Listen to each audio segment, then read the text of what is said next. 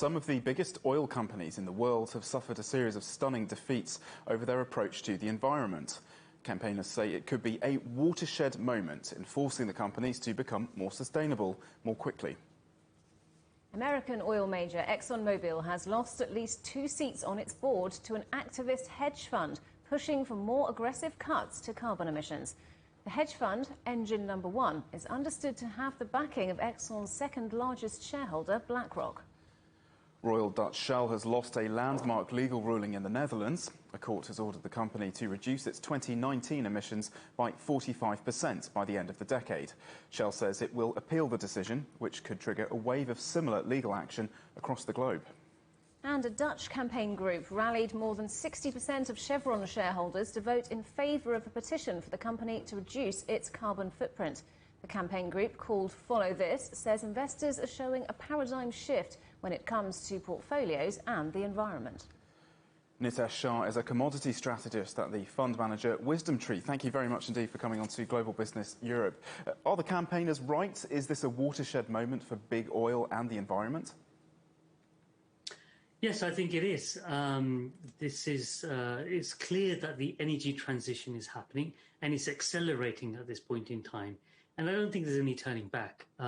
It's clear that the governments who have signed up towards improving environmental outcomes are falling way short of their goals. And right now, every stakeholder is,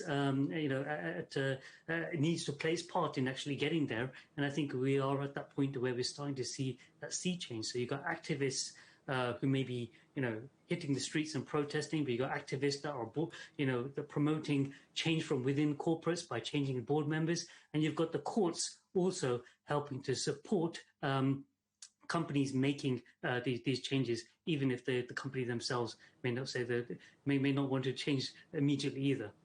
So do you think that these shareholder revolts can hurt company share prices or possibly even help them in the longer term?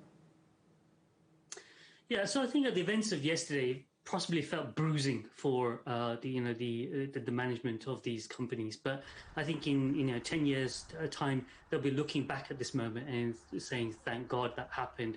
Thank God that these outside shocks made us still relevant today, because that is the big problem. That's the role for hydrocarbons in an economy is reducing if we are to try to get those higher environmental standards. If they don't move there quickly now, then in 10 years' time they may lose relevance. So you mentioned their role reducing. What is the outlook for oil prices as the global economy recovers from the pandemic? Yeah, so I think we need to distinguish between short-term and long-term issues. So right now we are in a very strong, vigorous economic recovery on a global level, and that's coming as the fact that people are getting vaccinated, the freedom of movement is increasing, and with an economic boom, more goods and services are consumed, and that generally helps prop up demand for oil. At the same time, supply of oil is quite constrained because the Organization of Petroleum Exporting Countries, OPEC, are keeping supply quite tight.